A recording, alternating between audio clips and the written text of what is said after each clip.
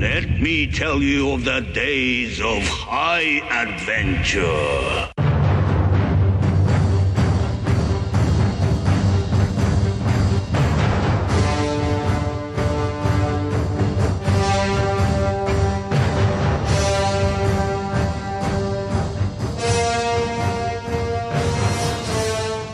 Hi, I'm Kevin. And I'm Eric. And this is 6 Degrees of Schwarzenegger, the podcast where we take a long, hard look at some of our favorite action movies from the era of Arnold. Schwarzenegger is the icon of the genre, and we're taking a deep dive into some of these 80s and 90s cult action movies and breaking them all the way down.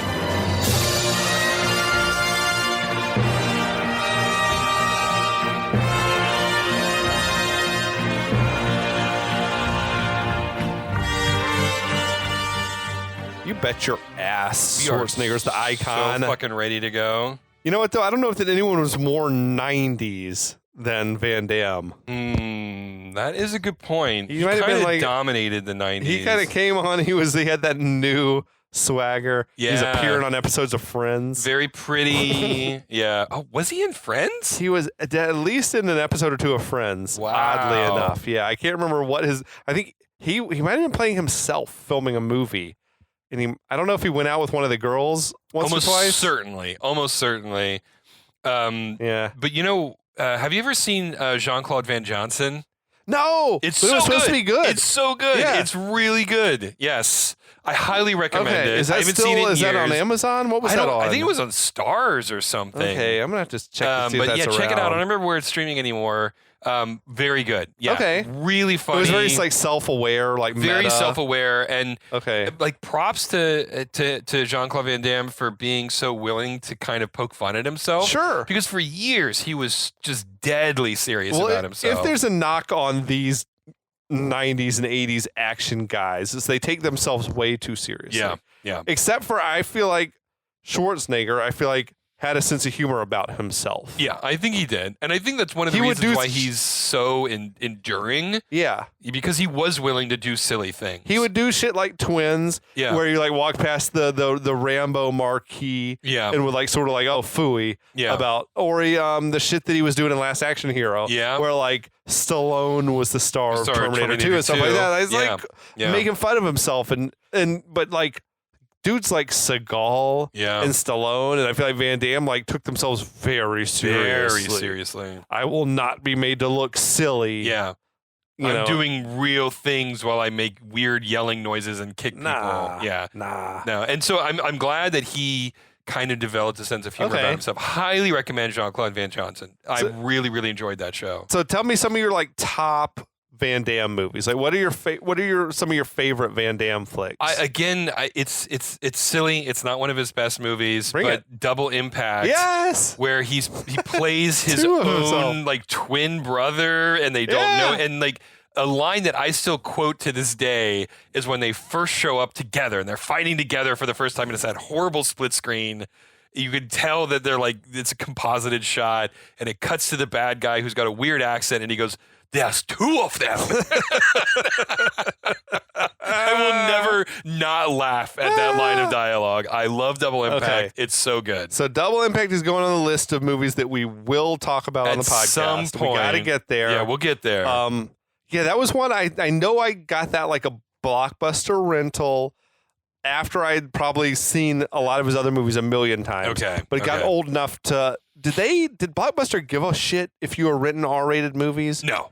They I did not worked care? at Blockbuster. Okay. No one gave a I shit. can't remember if it was like we would go with people's parents or if we just would walk out with an R-rated movie. I rented so many kids under the age of 17 Okay. R-rated movies. No one gave a shit. You were doing God's work. I was doing God's work. Yeah. So as I mentioned, I was a kickboxer guy. Okay. I love kickboxer. I still think kickboxer stands up as like a really just pinnacle of like that genre. You killed my brother. Yeah. Or you crippled my brother. Yeah, now crippled. I must Yeah. fight you. Yeah. But like it was the production value. They're filming in Thailand on these ruins and shit. Yeah. It was awesome. Were they on Angkor Wat or something like that? They went to like some this like World Heritage It wasn't. site. Yeah, it wasn't It was Angkor like Wat, but it was a World Heritage. It was kind of like that site. shit what they had in the Mortal Kombat movie Yeah, with the yeah. towers and the shrines and everything like that. Yeah. Awesome. Yeah, great location. Bloodsport, of course, awesome.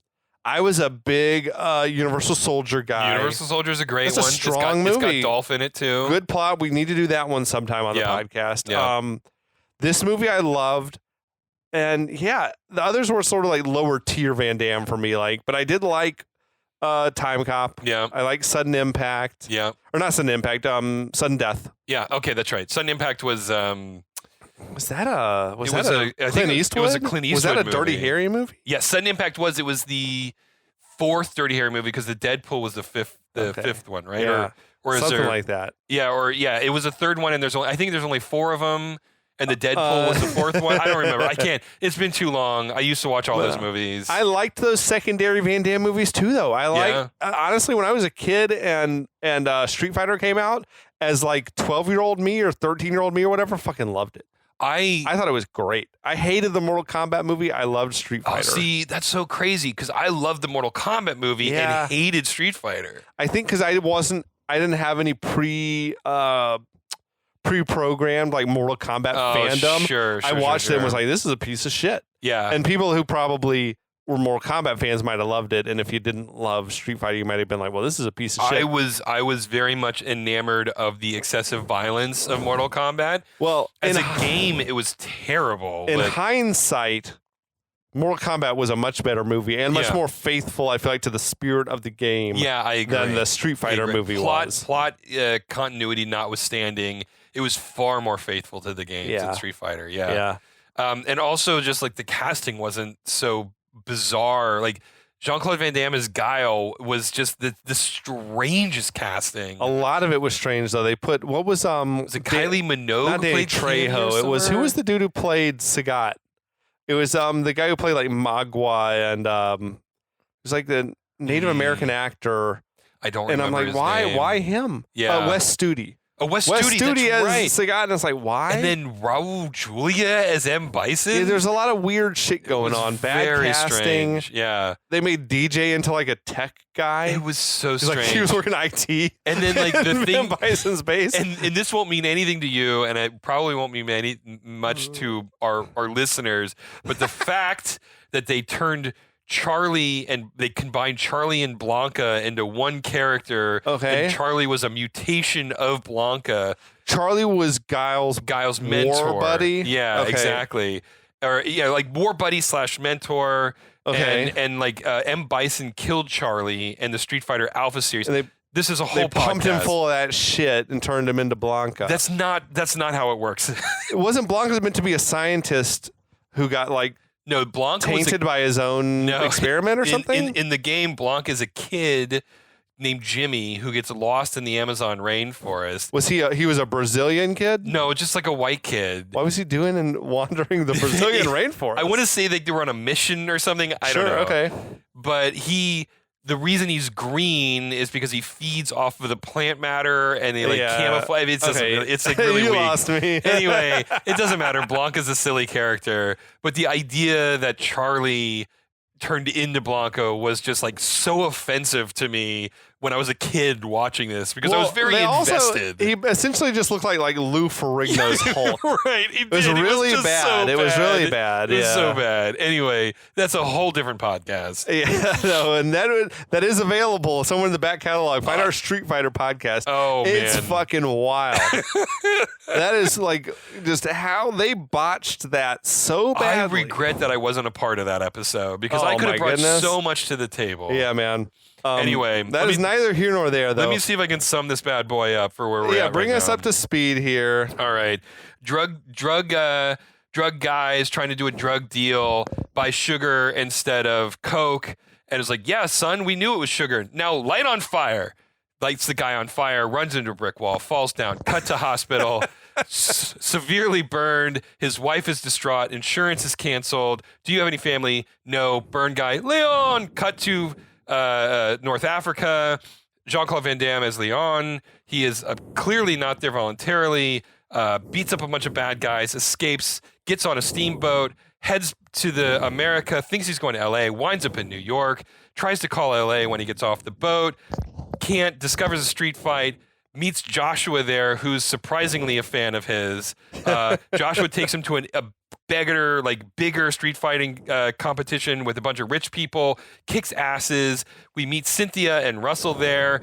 They want him to fight more. He says no. They get out of a car. They need to call a cab to get to an airport, beat up some more thugs, and then they're heading to the airport on the way to LA in the cab, and there we are. Holy shit.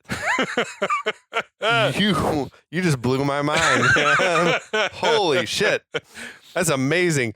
That should be an advertisement for Classic City Lager yes. by Creature Comforts. It's only going to get better from here, everybody. It lubricates the mind. It does. It's like it's just like so smooth right now. All the wrinkles are gone. Smooth brain. Holy crap. All right, I am drinking still bourbon, but I'm drinking some James E. Pepper 1776. Ooh. Best $30 you'll ever spend in your life. It's tasty. It's deliciously good, cheap bourbon. Yeah, that's what. Okay. No, I love bourbon that punches above its weight class. Absolutely, 100 proof. Yeah. Okay, yeah. and it's not fucking around. Beautiful thing. That thus concludes the free advertising portion of the podcast. All right. Okay. Yeah, we'll pick it back up with the movie.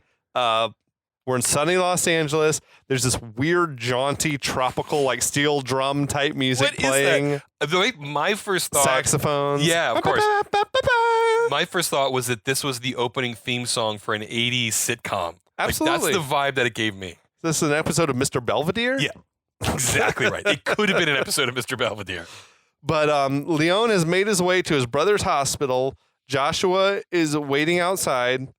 And if you thought the outside of that hospital looked with like the long ramp looked familiar, the last time you saw it, Andy, the nurse, was rolling Mason Storm down that ramp on a gurney. Get out of here. Because that was the same as old abandoned hospital they used in Hard to Kill. My God. I was like, wait, that looks really familiar. And I looked up. Is awesome. The Queen of Angels Hospital, like a shut down hospital that turned into just a movie set. Which was on the outskirts of LA. Yeah. There's no way that Leon's brother would have been taken to the hospital at this location, but that's fine. But that is awesome. I love it when we have callbacks to previous episodes. All these movies are so like incestuously linked together. I know. Yeah. But inside we've got a doctor talking to Leon, telling him, your brother passed away last week. And it was a miracle he even lasted that long, which is true facts. Because usually those burn victims, like, you might survive the initial burn, but like you can't recover from that. No, there's no recovering. Right? So as a reminder, that was the fucking producer of the movie playing the doctor here. Eric, what the fuck was this fucking name? Eric Carson. Not bad acting. No, he did good. Like, I mean, you could have put fucking De Niro in he wouldn't have done a better job playing this one-dimensional character. That's fair. That is fair. How long do you think it's been since the start of the movie at this point? How long has it happened? Okay, so we can actually do the math here because when he's talking to the German guy, he said that it's been a couple weeks. It's been 2 weeks. 2 weeks, okay. Until I got this. Right, we figured that he spent a day in the desert. Yeah. Crossing the Atlantic on a steamboat had to be a week. It's got to take a week or two, right? At least a week, right? Let's be generous and say it's a week. Okay. All right. He's in New York for a couple of days, and then let's say that it's at least an 8-hour trip, right? Yeah. Not from New York to LA is like a 6-hour trip. Sure. Right. So we're almost a month now. This has been almost a month since this has happened. That maybe adds up. The fact that he survived 3 weeks with burns like those that? injuries, for sure. Yeah. Okay. Yeah.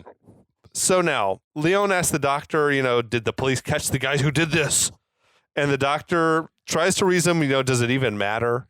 Right. But Leon wants an answer, and the doctor says, well, you know what? As a matter of fact, I think they did arrest the people. Okay. Which that's a little bit of a curveball, because like usually in these movies, the plot is like you got to catch the guys who killed your brother. Like this is going to become a revenge movie. That's what it's you like, think. This movie takes a different path. Right. Exactly. No, those guys are caught already. Like we're done with them. Don't worry about them. Yeah.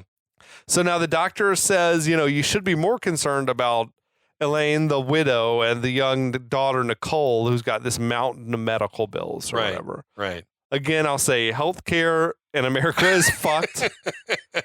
Like, the fact that you could get attacked and set on fire and die, and the byproduct of that is that your family goes bankrupt and is homeless. That's fucked up. Yeah. Why even? What would happen if also you were totally believable for this country. What would happen if you were a single human being, a single man with $100 to your name, and you got burned up, and like the hospital is still going to treat you, but if you die, like then what? They're not coming after your family for the money for your bills. There right? actually is like hospital insurance that they pay for, like the hospitals pay for, and because this happens, this actually happens constantly. They got to give a lot of care to people who can't afford anything. Right, exactly, and so hospitals have like there's an entire insurance. This is a complete aside. There's an that's a different podcast. Tell us a little bit. I want to know. There's an entire like industry that we don't interact with, insurance industry that we don't interact with, which is just insurance companies that insure hospitals or people who don't have insurance. Wow. Like, it's totally insane that this is an industry, but it is in fact an industry. Sort of seems like if we had single payer, all of this could be avoided, but nevertheless, that's a different podcast. This is a different podcast. We keep branching into all these different podcasts on this episode. So now outside, Joshua was like trying to pick up on some woman outside the hospital. Good for him, man. Get some. He said, "You don't look sick to me, baby." She came on. That was some crazy Fucking shit. horn dog. She looked very hookerish. Like she probably was in there getting treated for gonorrhea or something. But nevertheless, just a quick stopover. Joshua sees this very sad-looking Leon walking out of there. So he chases after Leon and is like, "What happened?" Tearful Leon says, "There's nothing that you can do to help me. You're free to go, like, on your own way, whatever." Mm-hmm. It was like some pretty bad fake tears, but a decent amount of like emoting from Van Damme here. So Leon then is like walking the streets as the sad saxophone music plays. Of course, you got to have the sad sax. Joshua's trailing along behind him. I feel like every early Van Damme movie had this sequence where like, so in Bloodsport, after Jackson got killed, remember he's like going around, the sad soul-searching music is playing. Oh my god! You see in Chun-Li like in the fucking reflection on the bus or whatever. Oh my god, you're right. Then in Kickboxer, when his brother got paralyzed, he's wandering around the streets of Bangkok. The sad music is playing. Oh my god, you're right. Holy shit, that's just like one of the things Van Damme's good at. Yeah. Oh my god. Maybe it's like in his contract. If I'm going to be in one of your movies, I have to have these moments. It's the sad, contemplative, like Van Damme wandering sequence. But Leon stops for what looks like the worst burrito in the city of Los Angeles. I got to call bullshit on that. That look good to you? No. That looked awful. No self-respecting Los Angelino would serve something like that. For sure. That was appalling. You got to look hard to find a bad burrito in Los Angeles. What is going on? That I found personally offensive. That was ridiculous. As someone who lived in LA for many years, I was appalled by every bodega, like every food truck is serving up elite burritos. Literally the only way you get better Mexican food, in my opinion, is San Diego. San Diego's on point. Yeah. I've heard good things about like various Texas cities. Yeah, that's true. On the border cities, but you got to look high and low to find a bad burrito in Los Angeles. Exactly. And he found the worst. Although when Joshua showed up to pay for it, he's like, "Here's $2. Keep the change." Holy shit! Well, that was not worth $2. This is like even Taco in Bell prices. Yeah. Right. So he's like, I owed you for lunch. What do you need? Being a fucking friend. I know, dude. Like, Leon does not deserve Joshua. I'm just gonna say that. So Leon is like, "Well, look, if you got nothing better to do, you can help me find Elaine's address." And he produces that envelope with the letter. And Joshua starts sniffing that motherfucker, and he's like, goes back. Yeah. It's like, how? There's no reason that she would have doused the letter in perfume. No. She was not his sweetheart. No, but I don't know what that perfume is, but I want to smell it. I mean, I'm in, man. I am in. So Joshua is like, "Well, who is it we're even looking for?" Leon's like, "Don't ask any questions." So now later on, Joshua has led Leon to this sketchy ass neighborhood. He points to a building that's like got all sorts of bars in the windows and everything like that. There's like a fucking dice game going out on the front stoop or whatever. Of course. So Leon goes inside. Almost immediately, he encounters Nicole in the stairwell. Fucking little Orphan Annie looking ass popping out with little like redheaded curly. But I want to pause here because the second she shows up, I'm like, I know this chick. I have seen her in things. And then like as we start looking into it, it's like, holy shit. Oh, yeah. She's a bigger star now. Right, like, I know. More known in geek culture, like at least. Ashley Johnson, we were looking at her IMDb page. There is not a single year from this movie to today where she doesn't have a credit. She might be the busiest actor in all of Hollywood. She's like our age, I guess, and she's been working steady for 35 years in Hollywood. It's crazy, dude. Yeah. And she turned into quite an attractive young woman. Yeah, she's cute as hell, man. Yeah. So Leon asks her, do you know a woman named Elaine who lives here? Nicole says yes, but she's not supposed to talk to strangers. Leon says, well, you're right about that. Nicole introduces herself and is like, now we're not strangers anymore, right? And Leon's like, I mean, I'm not a stranger anymore when your mom says I'm not a stranger. Which is a good line. I like Absolutely. that line. But also, the little girl's like just begging to be abducted, I feel like. But, you know. But also so adorable. Oh, yeah. Every single line of dialogue she says in this movie. She's a little cutie pie. Just absolutely adorable. Loved her in this movie. She should have been playing Annie probably off Broadway or something. You know, like she's a killer talent. Like where they found her, she's way too good for this movie. Don't say that. The fact that this was like her debut is crazy to me. Yeah. But so upstairs we hear this woman arguing with the landlord about some overdue rent. And Nicole is like, I don't think it's a good time to talk to my mom right now. Then the landlord comes storming past, yelling some hateful shit, like about this is the reason why I can't get your heaters feed. Fucking deadbeats or whatever. That landlord, that was rough. Yeah. Then Leon has Nicole lead him up there. So they find Elaine in the hallway. She recognizes Leon, tells Nicole to go inside and play with your toys or whatever. Elaine is mad at Leon for taking so long to get there. Leon's like, look, I did the best I could. I put myself in a lot of trouble to get here. Elaine's like, well, it doesn't matter because you're too late, And Leon's trying again to apologize. I mean, I feel like they're both making solid points. Yeah. He's like, look, I'm fucking, I'm a fucking prisoner. Right. It's not like it's not like I could just drop everything and come here or whatever. And she's like, yeah, well, it fucking fat load of good it does us now. Like, he's dead. Fuck you. Yeah, exactly. All he wanted to do on his deathbed was see you one more time before he died, and like you let him down, Anyway, Elaine doesn't want him coming around here and seeing her or her daughter ever again. The chick, Lisa Pelican or whatever her name was, she was acting her ass off. Yeah. I feel like she forgot what movie she was in. Right. You know what I mean? She's like, no, this is not, you're not winning anything for this. Yeah. Because she was fucking crushing the game. Yeah, she was doing great.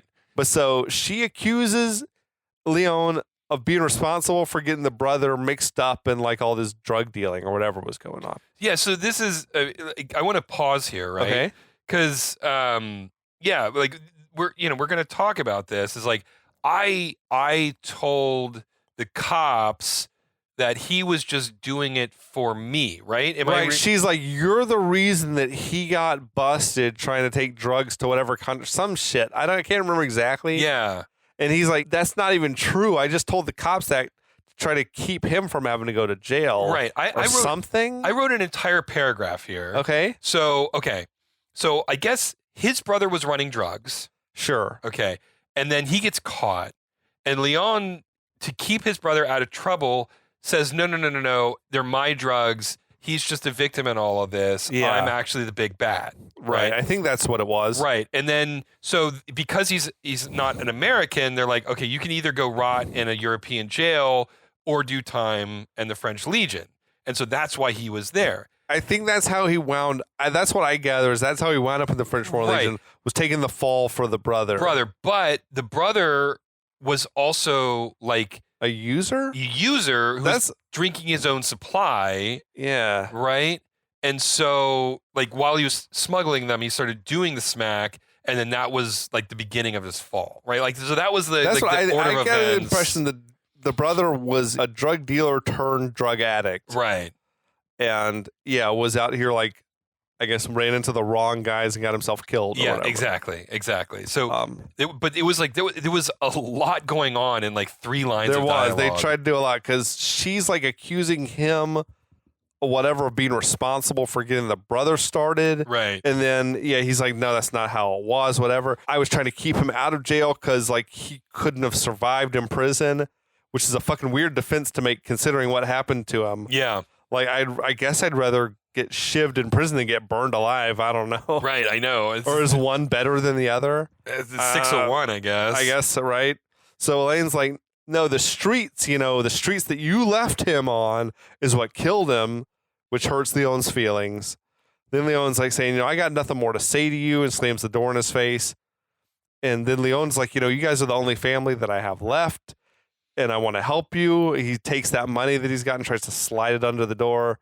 She opens the door back up and she kicks that money in his face and it's like, we don't want your money. We don't want your help. Like, get out of here or I'm going to call the cops. Yeah.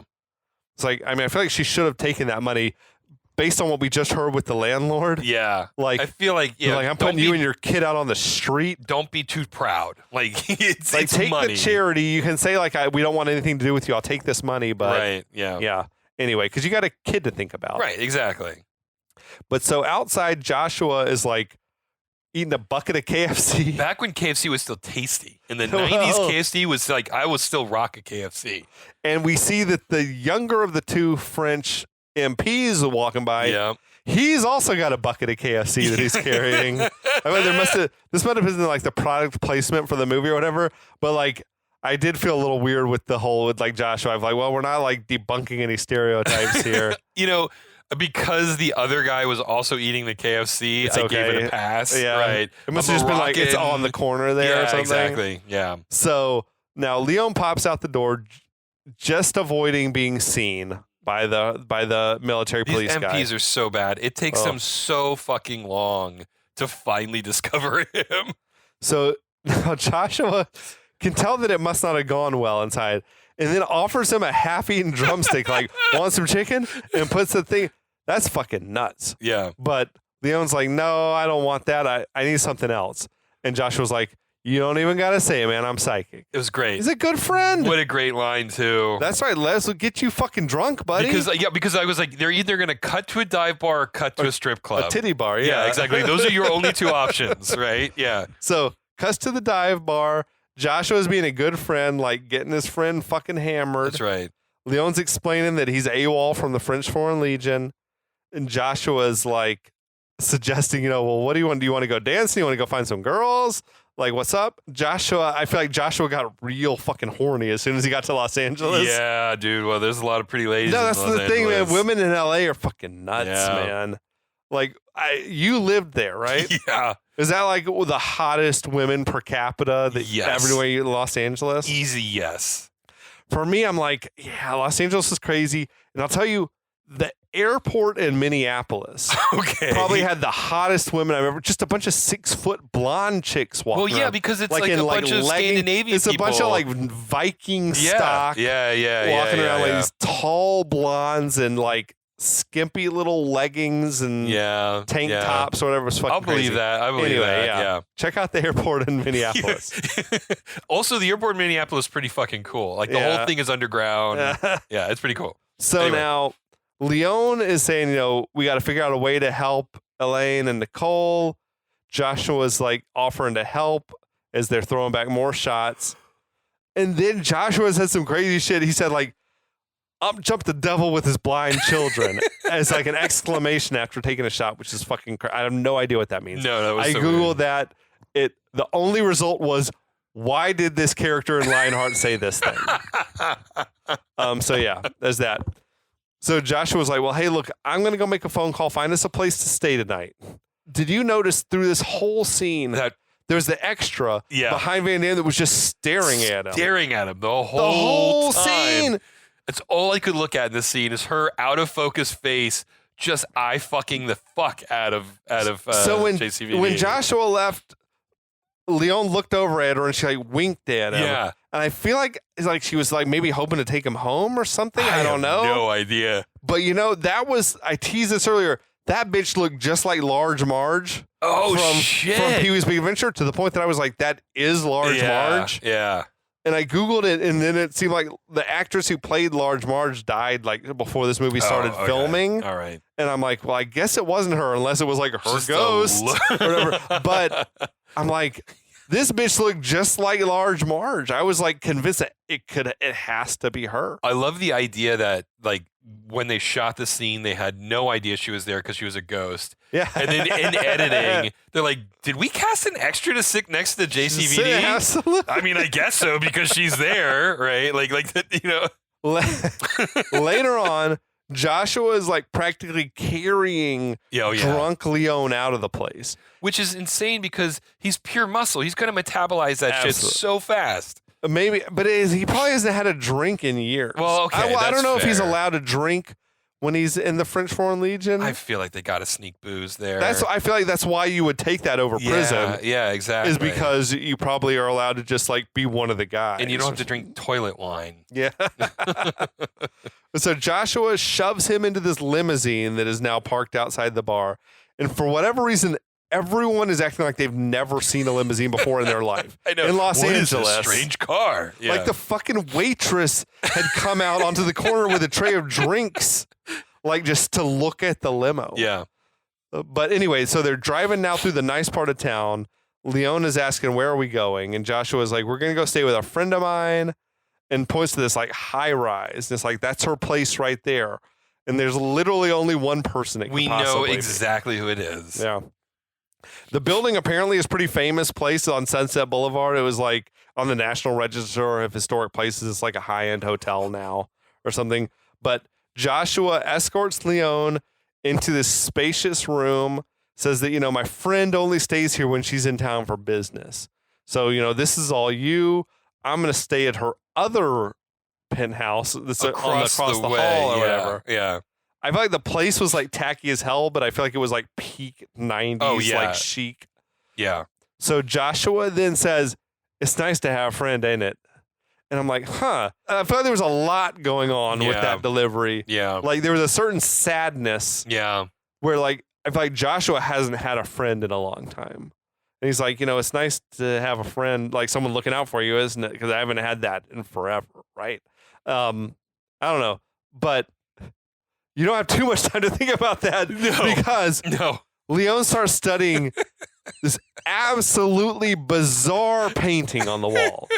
What the fuck was that? Disappointingly, the only nudity we get in the movie. It was the single strangest moment in this movie. Lady bent over. She's butt naked in high heels. Yeah. And she's bent over like putting makeup on a man's face. Who seems drunkenly almost passed out at the foot of a bed. Uh-huh. And there's like baby doll heads lying around everywhere. It was if I'm not sleeping in the same room as that painting. Oh my God, that's terrifying. Yeah. But Leon lies down on the bed and just passes right out. I feel like it's been a long ass day because I feel like they were literally in New York this morning. Yeah. Right? They flew out to LA. Yeah. He went to the hospital. He went to the apartment. Yeah. He went to the bar and got hammered. He's been up for 24 hours straight or some shit. It's fucking crazy to me. Now, I feel like there was some version of this movie where, like, in an alternate reality, Joshua and Leon are, like, tramping their way across America on a train. That would have been a movie. Like, they're hopping rail cars and shit like that. There's literally a scene where they get into a box. Fist fighting their way on, like, a moving train. Yeah. And so if that would have been the Street Fighter version, they would have been riding a train across America. We got enough fight in Cincinnati. Yeah. We got enough fight in Kansas City. Now, we got enough fight in Reno. I mean, it would be perfect too. Like, this fight is in a cornfield. This fight, you know what I'm saying? Like, this fight is at the foot of that arch, whatever, the St. Louis arch. Yeah, the St. Louis arch. Absolutely. This is at the foot of Mount Rushmore, right? We're on a boat on the Mississippi River or something. On a that's exactly barge. right. This is literally on the airfield of a military base. Absolutely. Right? Yeah, man. totally. That's what that movie would be. I feel like, because that was like the epic quest nature that they set up on the steamship. I feel like now he's got to be on the train. Whatever. But anyway, Cut to next morning. Leon wakes up. He finds himself in bed naked with Cynthia working out like in the little adjacent room. Which was such a weird play. That bitch got here in a hurry. Yeah, she did. Well, when she found out that fucking Leon was in L.A., she's on her we're way. at your place. Hell yeah. But what is her livelihood? Is it just these fights? That's like, what did I'm she saying. made all of her money on these fights? Fights her entire career, or does she have some sort of other shit going on? I don't know, man. Because she just has picked herself up and relocated to the West Coast indefinitely at this point. Yeah. She's there for the rest of the movie, and she has no obligations to the East Coast. Yeah. I feel like all she's got going is these fights is as far as we know. Right. But yeah, she finishes working out on her Bowflex or whatever the fuck she's got there. She comes in and she asks if Leon likes the room. He's like, yeah, but I gotta go. But he's trapped there naked under the sheets. Right. And she like sprawls out seductively on the bed. And she's like, when I came in, you were like passed out. I took your clothes and I asked them to be burned. Yeah. Or whatever. And are we to believe like she stripped him down? That's the way I interpreted it. Without him waking up? Yeah.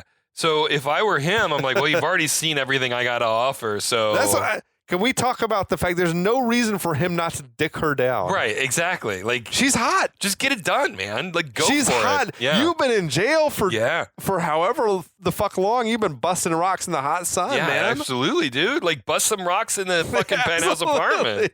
Shit. So she fetches him a robe and is like, there's shops down the street. We can find you some new clothes. Leon, like, he covers up with the robe, then walks out of the room and then drops the robe and gives like a long look at his ass. A little bit of JCVD ass. Never hurt that anybody. dude loves showing his ass, man. Oh my God. I've seen more JCVD ass. It's ridiculous. So Leon says, I just want my clothes back. And she says, oh, no, I'm taking you shopping, even if I got to take you kicking and screaming or whatever. And he's like, why are you so nice to me? And then cut to, we got the Pretty Woman style montage. My God, with those horrible suits. There was this bizarrely bad song playing. It was kind of like in excess sounding shit. I looked high and low for like, what is this song? And I could not find it. Was it not even in the credits? It wasn't. I got to study the credits again. Okay. It had to be. I mean, you got to credit it, right? I mean, I don't know. Anyway. But there was no, I couldn't tell what the name of this song would have been. I don't know. It's too the suits are too distracting for more than anything else. Right, because we got this stylist and he's got Leon trying on a million different suits. And the painting, I feel like now is suddenly making sense. Like, I guess this is her thing. Yeah. It's like she likes to take a man and possess him and dress him up and like whatever. He's a plaything for her. That makes sense. Shit. That makes sense. So now we're in the fitting room where Cynthia's trying unsuccessfully to seduce him. Like she's like groping him or something. What was with those tidy whities that he was? I mean, the banana hammock? Oh my God. They were really hammocking that banana. There's no question about it. But it's like, dude, fucking nail her. Yeah, just get it done. There's no reason not to. Right, exactly. You've been fucking hammering stakes into the fucking ground. Like, you're telling me you're not going to smash at the first opportunity? You think she wants to marry you, dude? She doesn't want to fucking marry you. That's what I'm saying. Like, you're not beholden to her. You can fuck her and then be like, yeah, I'm still not fighting. Right, like, exactly. Right, I know. She doesn't own you. There's no contract here. No, like, knock that out, dude. Maybe he just really doesn't like short hair. I guess it's just like, I'm sorry. This is a deal breaker for me. Like, so later on in the day, they're having dinner up on the rooftop or something. She's like holding his hands and all that shit. Oh my God. So Cynthia is telling Leon, there's still a lot of buzz about your fight in New York. And he's like, well, let them talk. Mm-hmm. So now later on, she tries to bring Leon back to her room. And he's like, no, I'm going to stay next door with Joshua. And she implies again, like maybe you're gay. Like, how could you turn you got something down? going on with Joshua? Yeah. And he's like, I'm not your toy to play with. If you want to play with a toy, go play with Russell. Fucking play with me. I don't give a shit. Jesus. That's what I'm saying. This is the last time I'm going to like harp on it. But she's clearly got an agenda that she wants you to fight, right? So she can make money off you. No question. Right. That is not a reason not to have some sex, my guy. No, I know. Fucking nail her and then do what you want to do. Well, I mean, I'll be honest. I think he has the hots for Elaine. Ooh. I think hot take. Okay, yeah, I'm just. I mean, like, controversial. I will dig in on this a little bit as we get farther into the movie. I do feel like they must have made two versions because there is a little bit of like. There's some textual. It's hard to tell if there's sexual tension. Yeah. And he's being flirty with his brother's widow like Yeah. immediately. But like, what are you, fucking Hunter Biden? Come on, man! Like, put it, keep it in your pants. Like, take it to Cynthia. Like, come on. That's like, if nothing else, you gotta like. Get your mojo back. Yeah, like, fuck this girl. Yeah, fuck this woman. She's like dying to crawl all over you. And you know Cynthia's fucking crazy. Oh yeah, like the sex is going to be out of this world. It's going to be bonkers, right? Yeah. Like I can't even imagine what she's got She's in her closet. insane. Yeah. So at any rate, we're gonna move along. We're gonna turn the page. Okay, it's the next day. Elaine is walking Nicole out of their tenement building. Yeah. We see that the French MPs have the place staked out, and this was like this epic crane shot. Right. Like the production value is like an ambitious shot for a movie like this. It goes up and they follow her all the way across the street. It's like raising up to the second or third floor of this other building across the street. It was fucking crazy. Yeah. But so Elaine is walking Nicole to school. So as they approach, we see Leon is like hiding behind a tree and watching. Yeah. He's out there looking like a fucking police sketch of a pedophile. Dude, and like, did you notice, again, going back to this message of the problems with America, there's these cops arresting a bunch of dudes. Like, he's hiding behind the tree. Yeah. The cops are arresting a bunch of criminals as she's walking her daughter into the school across the street. Like, that was the most, like, this has got to be intentional. No, absolutely. I feel like we get it. Like, he's supposed to see that this is an unsafe neighborhood. Right, exactly. Right? But I feel like it was heavy-handed and kind of like needlessly racist. It was like I know, a bunch white of like cops. a bunch of like Latinx dudes being arrested or whatever. It's like, okay.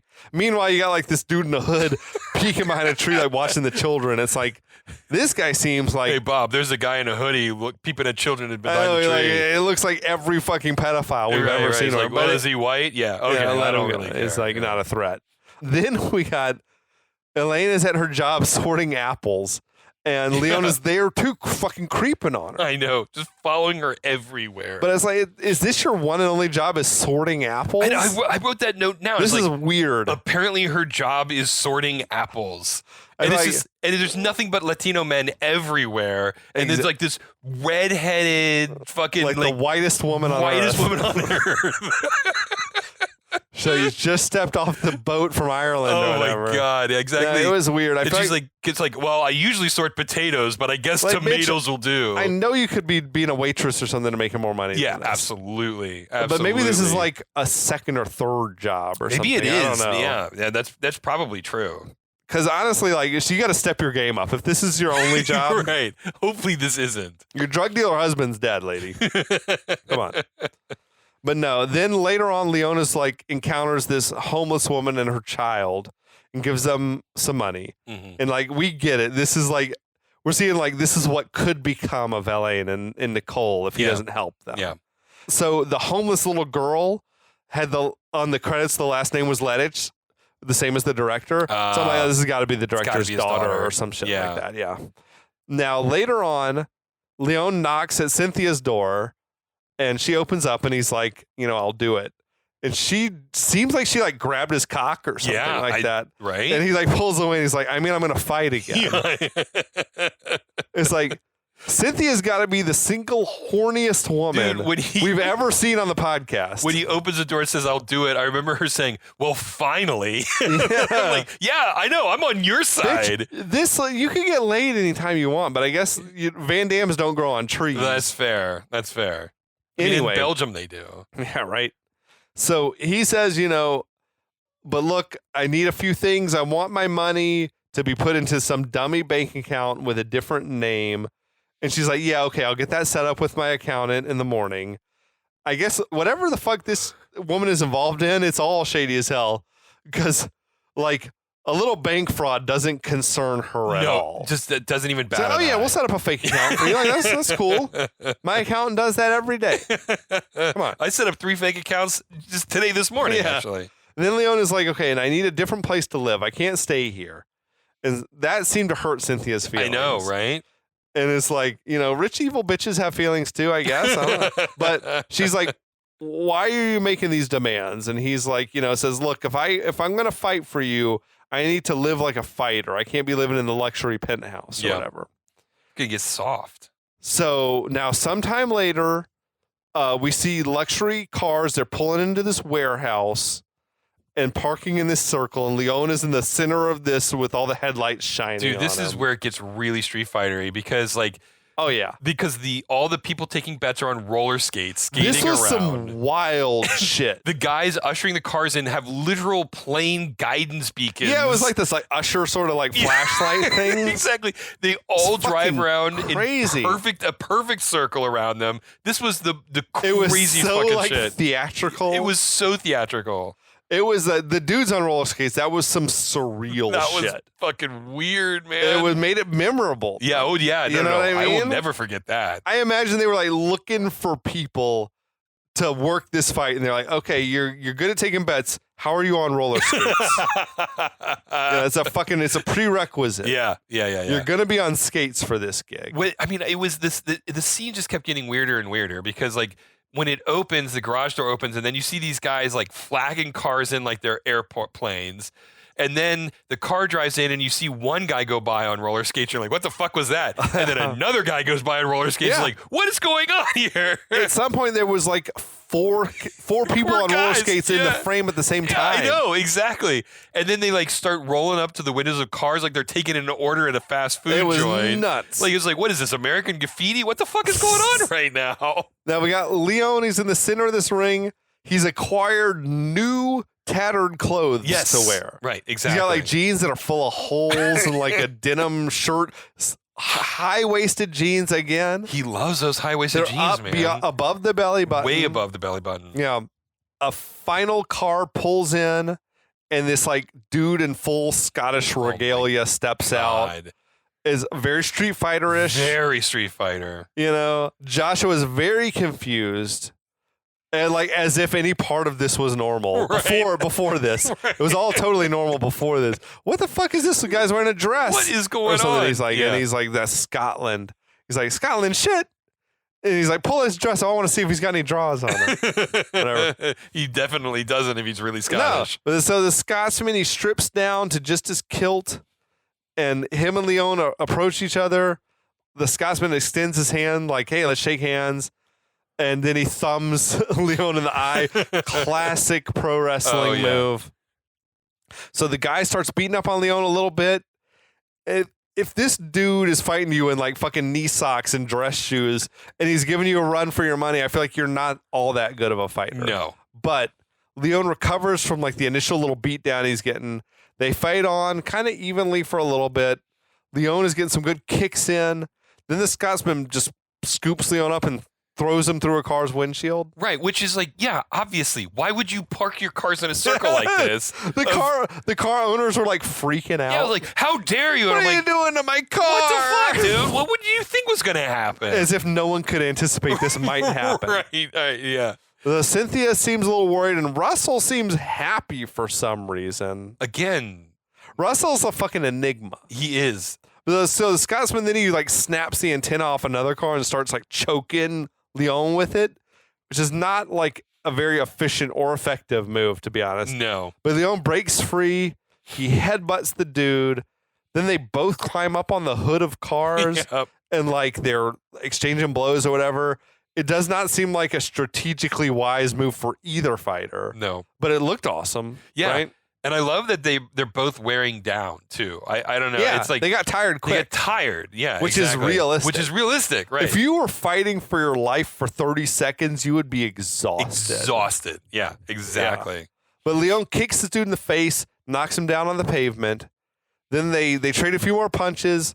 Leon I guess seems to knock the guy silly. Then is holding him up, that was sort of, so and hilarious. Taunting the guy's handlers. I know. For some reason, it was a strange move. They never really make it clear, but I feel like it's sort of Leon sort of snaps when he gets in a fight, the way he was manhandling Lawrence Bender earlier. Was do you get in the fight and you sort of lose your fucking mind or something? Because it's weird the way he's taunting the guy's handlers. Yeah. Look what I did to this guy.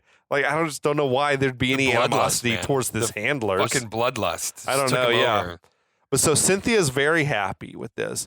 Russell seems disappointed, which is strange because presumably he would lose money if Leon lost. Right. I mean, so I don't know why he's not happy, except that is he like in love with Cynthia? I mean, he wants Leon to be beat because he can Cynthia get her loves affection. Leon. I mean, I feel like he is totally cucked, right? Like she has been promising to fuck him for years. You think she's been like dangling that in front of him? Yeah. He might have even like sat in a cuck chair in a hotel and watched her fuck a different guy. A different fighter. Sonny, the guy from Sonny earlier? the guy, right, exactly. Like this is how desperate he is. Right? So I feel like that's almost the only thing that could even make sense is that he's got some sort of infatuation with Cynthia that's unrequited. Yeah.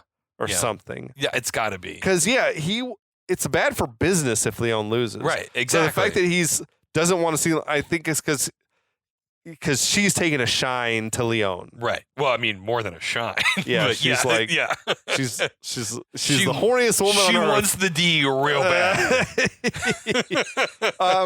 But fuck it. We've got some fighting in the flick. I feel like momentum is picking up on the story and here a little bit. This is the first time Leon's actually been challenged.